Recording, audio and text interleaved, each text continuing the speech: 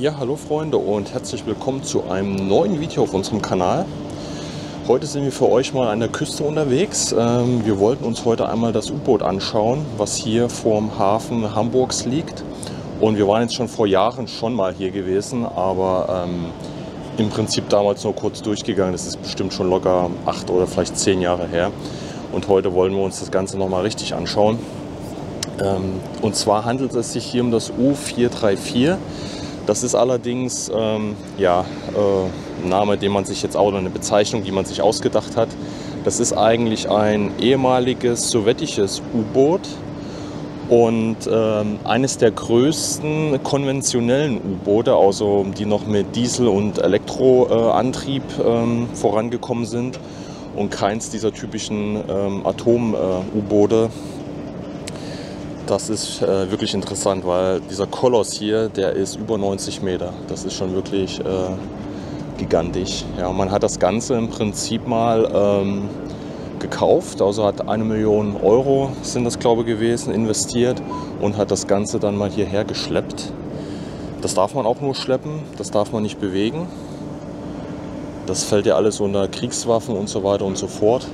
Und man hat hier damals auch diese ganze, also wo das U-Boot unterwegs gewesen ist, hat man auch diese ganze Steuerung ausgebaut, die Waffensysteme und so weiter.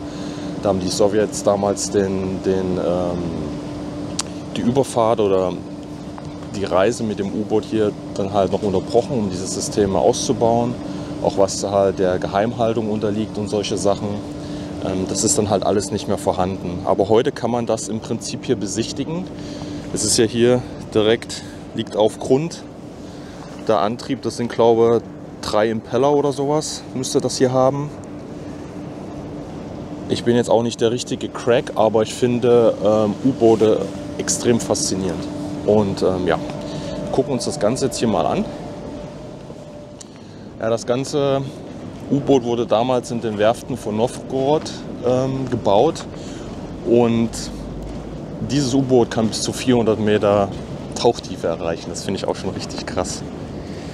Weil U-Boote sind an sich halt faszinierend, auch wenn man jetzt beim militärischen U-Boot praktisch nicht nach draußen schauen kann, wie bei zivilen U-Booten, wo man sich praktisch unter Wasser alles anschauen kann, aber trotzdem die Menschen, die sowas bedient haben, ja, das sind halt einige der wenigen Menschen, die einfach in solche Gefilde vordringen können. Ne? Kaum ein Mensch kann halt unter Wasser so tief sich irgendwo bewegen. Und das sind halt wirklich Personen, die das konnten. Das ist alleine schon halt faszinierend. Das ganze U-Boot hatte über 60 Mann Besatzung. Und ja, es ist halt auch extrem warm da drin gewesen. Es gibt zwar eine Belüftungsanlage, aber ich habe gelesen, dass das dann bis zu 40 Grad locker da drin erreicht die ganze Zeit. Und im Motorraum sogar bis 60 Grad, das muss man sich mal vorstellen. Und da bewegt man sich dann da drin stundenlang unter Wasser, über Wasser. Das ist auch schon extrem, obwohl es halt auch schon, sage ich mal, ein relativ modernes U-Boot ist. Ich glaube, in den 70ern wurde das gebaut. In den 80ern hat es im Mittelmeer einige Fahrten gemacht.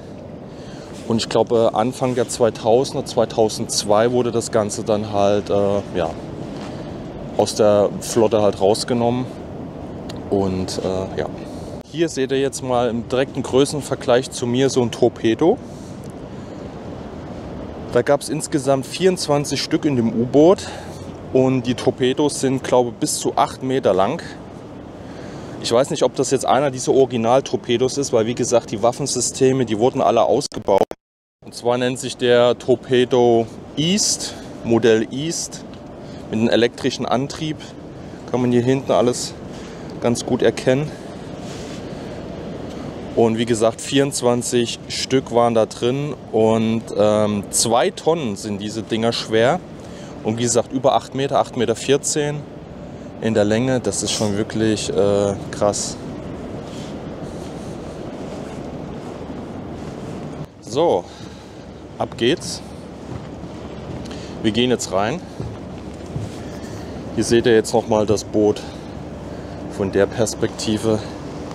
90 Meter. Hier riecht es auch schon irgendwie nach Maschinenöl. Leuchtung brauchen wir zum Glück nicht. Hier ist ausreichend drin. Das ist schon mal ganz angenehm. Ja, diese ganzen Rampen und Zugänge, die wurden im Prinzip extra geschaffen. Die gab es vorher nicht. Und hier sehen wir auch schon direkt ja, die Torpedorohre, die geladen werden konnten.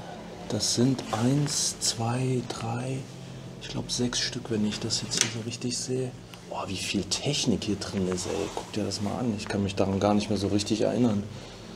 Und hier haben wir auch schon wieder einen Torpedo, der hier praktisch ja, noch nicht geladen, aber bereit ist. Der verläuft ja an so einer Schiene her und kann dann hier nachgeladen werden. Und dann sind hier die restlichen Rampen, sage ich jetzt mal. Wie gesagt, die speziellen Bezeichnungen für die Geräte oder für die Technik weiß ich halt nicht immer.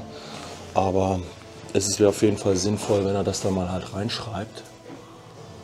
Hier haben wir auch noch die kyrillische Schrift, damit ihr das hier auch nochmal erkennt.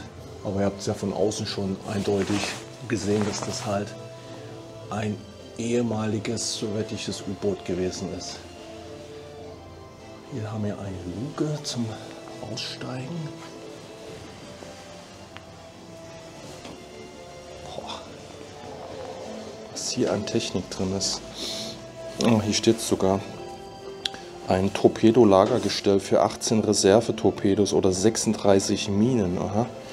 Also konnte das Boot wohl auch noch Minen auswerfen, auslegen. Ich glaube, hier muss ich mal den Rucksack immer mal abnehmen. Wenn man jetzt hier durch diese Luken krabbelt.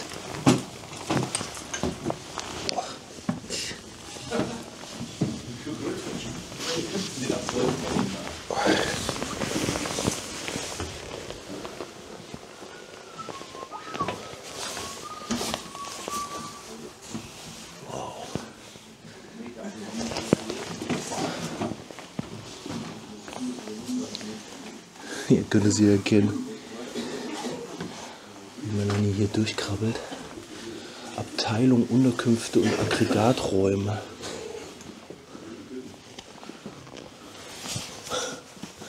Das muss ich erst mal zeigen, Leute. Hier, so gehe ich hier durch. Ne? Also ich rasiere hier im Prinzip hier oben schon die ganze Technik ab. Die Offiziersmesse. Oh, da kann man sogar reingehen, glaube ich. Ja, was ja auch noch ganz interessant ist, es gibt hier draußen um das U-Boot als Mantel so eine Art Gummibeschichtung. Ja, das ist einfach oder hat was damit zu tun, dass man nicht so schnell halt damals von dem Sonar erfasst werden konnte. Kabine des Bordarztes. Trotz, dass es halt 90 Meter ist, ne? Aber guck dir mal hier die Kajüten halt an, ne? Kabinen. Und hier ist ein medizinischer Isolationsraum. Außer wenn einer erkrankt ist, liegt er hier in der Kiste. Wenn er durchdreht. Na, weiß ich nicht, vielleicht gibt es für solche Fälle nochmal einen extra Raum. Guck mal, links von dir hier. Film mal da rein, das ist die Toilette.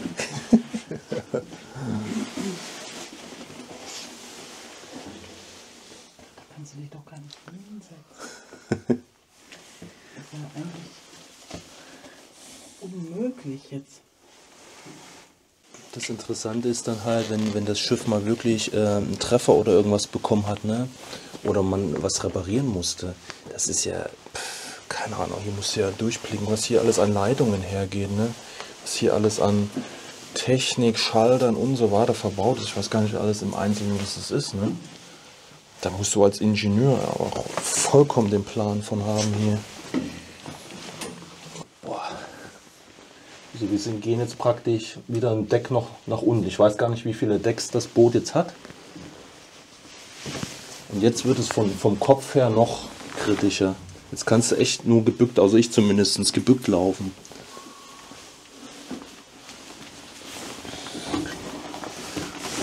Oh, ich gehe mal hier an die Ecke, damit du vorbeikommst.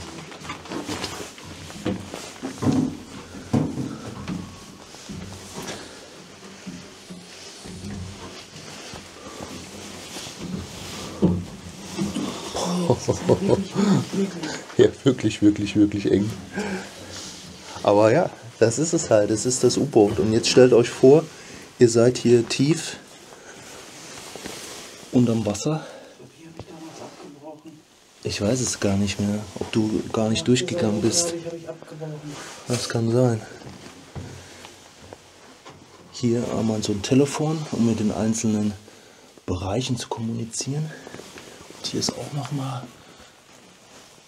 ein Waschraum, könnte aber auch eine komplette Toilette sein. Ein Duschraum ist das hier. Ach du Grüne.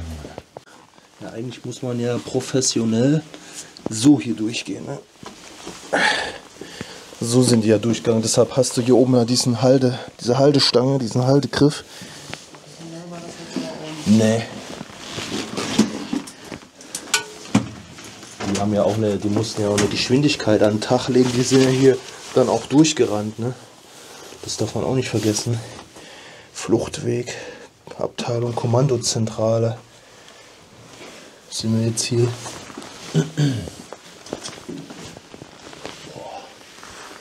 So, hier müssten dann Leute eigentlich sagen, Helm tragen, Helm tragen. Da oben ist nämlich schon ein Gummi dran, damit man sich wahrscheinlich hier nicht die Rübe einhaut. Alles kyrillische Schrift hier.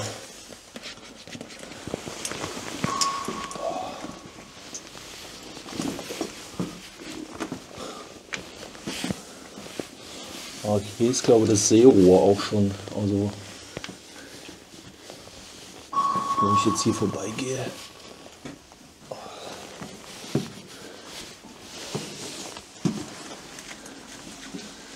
Und hier unten wird der Maschinenraum sein.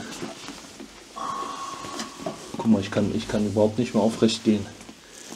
Es ist nicht möglich.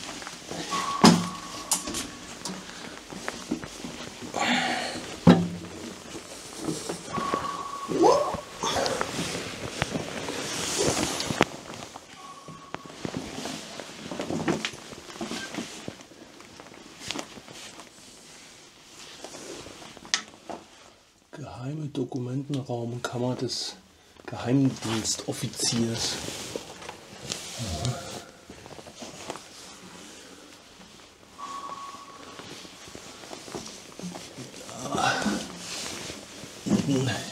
Die richtig wichtigen Dokumente aufbewahrt.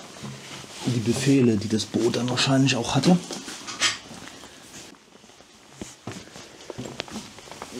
Kompressoranlage für Klimatisierungssystem.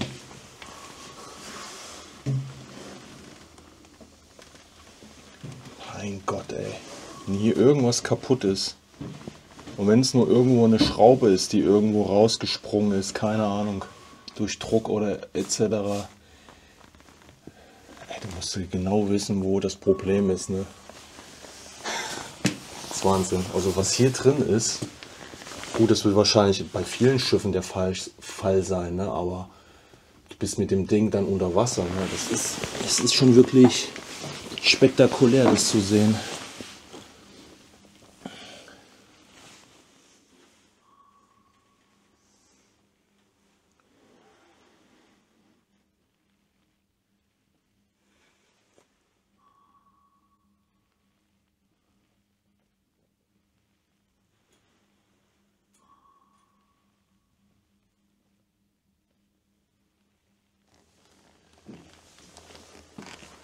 Kombüse. Oh, hier gibt's was. Hier gibt's was zu essen.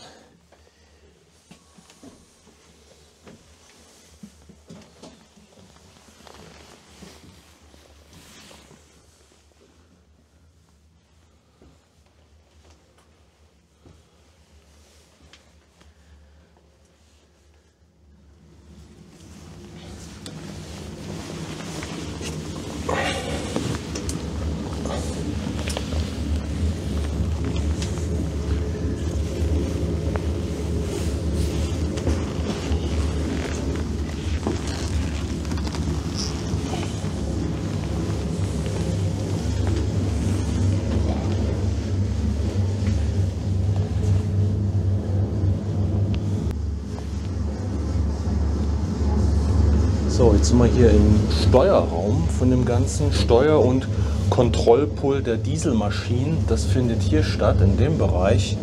Und jetzt seht ihr hier auch nochmal, hier ist ja nochmal mehr Technik drin. Alleine die ganzen Anzeigen. Na, ich weiß gar nicht, was das alles ist. Das steht hier eh alles auf Kyrillisch. Na, aber ihr habt so viele Messinstrumente hier, Schalter, Knöpfe. Ja, jemand, der aktiv was damit zu tun hat, wird auch wissen, für was das ist. Hier steht es auch noch drauf, Fahrstand für die Dieselmaschinen, Backbord zum Beispiel. Aber hier kannst du wahrscheinlich so eine Feinjustierung vornehmen. Das ist ja Wahnsinn hier, ey.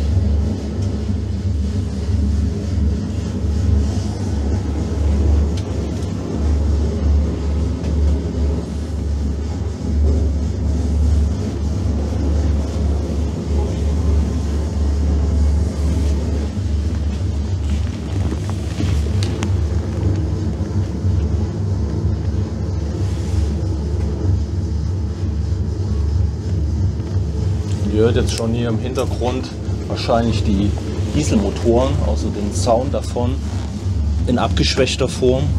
Vermutlich wäre der noch lauter gewesen.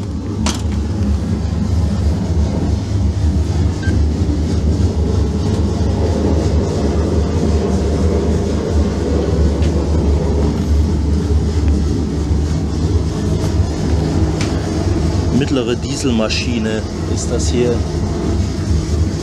Da ist Steuerbord da hinten. Und hier vermutlich Backborddiesel.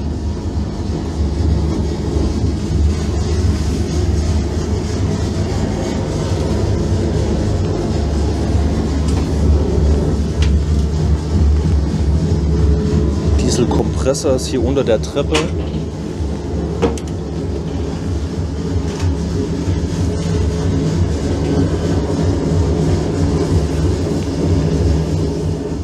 Schau mal hier ist der Turbolader drin.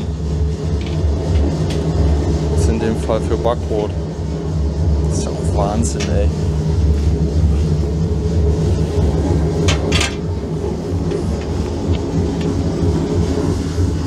Ey, derjenige, der das mal alles entwickelt hat, technisch, ne? Das ist ja, kann man gar nicht begreifen, was hier drin ist, ey.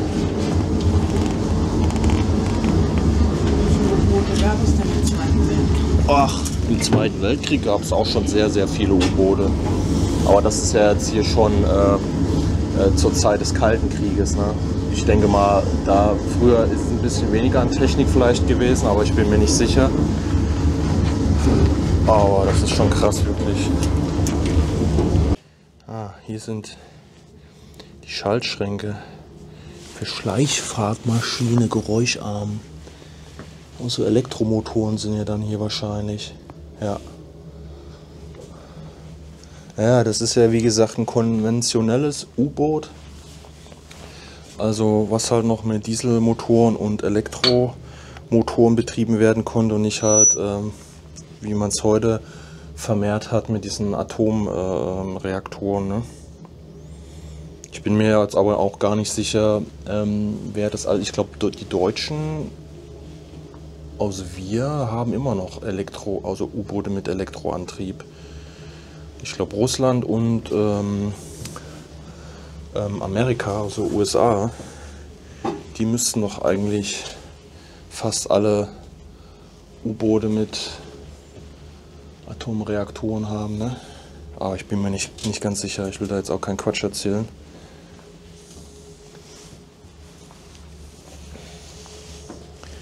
Soll ja letztendlich euch hier nur ein bisschen zeigen, wirklich, was hier in so einem Teil eigentlich verbaut ist. Das ist wirklich eine Wissenschaft für sich. Hier geht jedem Ingenieur das Herz auf. Ja? Ja gut, aber wir sind hier auch lange durchgegangen, ne? 90 Meter. Das ist schon immens. Gut, ich will jetzt hier nicht überall so rumdrehen, aber ein paar Sachen kann man hier wohl auch noch so bewegen. Man ist immer versucht, hier alles so anzuklicken und zu drücken und zu drehen, aber ich lasse es mal. Ich reiß mich zusammen. Es ist ja letztendlich auch ein Museum. Ne? Und es ist schon mal gut, dass man auch wirklich so, ja gut, man hat ja auch keine andere Möglichkeit, aber dass man hier wirklich komplett ran kann. Ne? Im typischen Museum ist ja das Objekt großräumig abgesperrt, damit auch keiner irgendwie da rumfummelt. Das hat man ja hier gar nicht. Deshalb. Ups. Boah, hier ist auch nochmal die Toilette. Das sieht aber lecker aus. Ich komm nicht rüber. Scheiße. Fail. Versuch gescheitert. Du hast deinen Posten nicht sofort erreicht. Das U-Boot ist am Sinken. Unwiderruflich.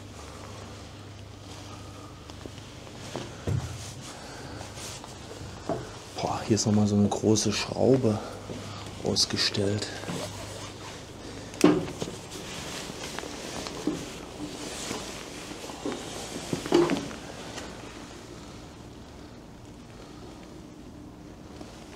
Ich glaube hier hinten, ich weiß jetzt auch gar nicht so genau, wo die Steuerzentrale war. Haben wir die jetzt gerade gar nicht gesehen? Haben wir irgendwas verpasst? Eigentlich nicht, ne? Also irgendwo ist auch, ja, wo letztendlich der Fahrer, ja, da gibt es ja diese Hebel für hoch, runter und so weiter. Ich weiß jetzt nicht, wie man es nennt. Ich weiß nicht, ob das jetzt hier in dem vorderen Bereich sein müsste. Naja, aber wir sind eigentlich alles abgelaufen. Naja, gut, hier geht es auf jeden Fall erstmal raus. So Leute, jetzt sind wir hier raus. Ihr könnt das hier erkennen. Wie gesagt, ich weiß nicht, das ist ja eigentlich der hintere Teil. Deshalb die Steuerung müsste ja da vorne gewesen sein. Aber ich habe sie irgendwie nicht gesehen. Ich bin vielleicht vorbeigelaufen. Aber ist nicht schlimm. Hier seht ihr jetzt nochmal diese Gummibeschichtung hier unten. Was ich gesagt hatte. Was so ein bisschen, ja, das U-Boot so ein bisschen in Stealth-Modus versetzt.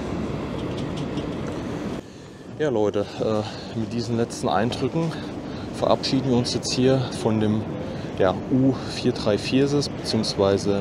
B515, war ja die ursprüngliche Bezeichnung, hier in Hamburg. Und ja, wir werden euch hier einiges an Informationen noch zusätzlich mit reinpacken und wo ihr das halt auch genau findet. Und es ist auf jeden Fall eine klare Empfehlung von uns, sich das mal anzugucken, wer da Interesse hat, weil man hier wirklich sehr nah an die ganze Technik rankommt und jeder, der irgendwas mit Technik zu tun hat, Ingenieur ist etc. oder allgemein interessiert ist, für den ist es definitiv eine Empfehlung. Ich glaube, bezahlt hatten wir jetzt 9 oder 10 Euro pro Person. Ich weiß jetzt nicht, was Kinder zahlen, aber das, ich kann hier unten nochmal die Webseite halt einblenden, dann findet ihr ja alles. Ja, dann würde ich sagen, schreibt uns auf jeden Fall was in die Kommentare. Like und Abo ist wie immer gerne gesehen. Und ja, schaltet das nächste Video ein, was jetzt hier gezeigt wird. Und dann würde ich sagen, sehen wir uns im nächsten Video. Macht's gut!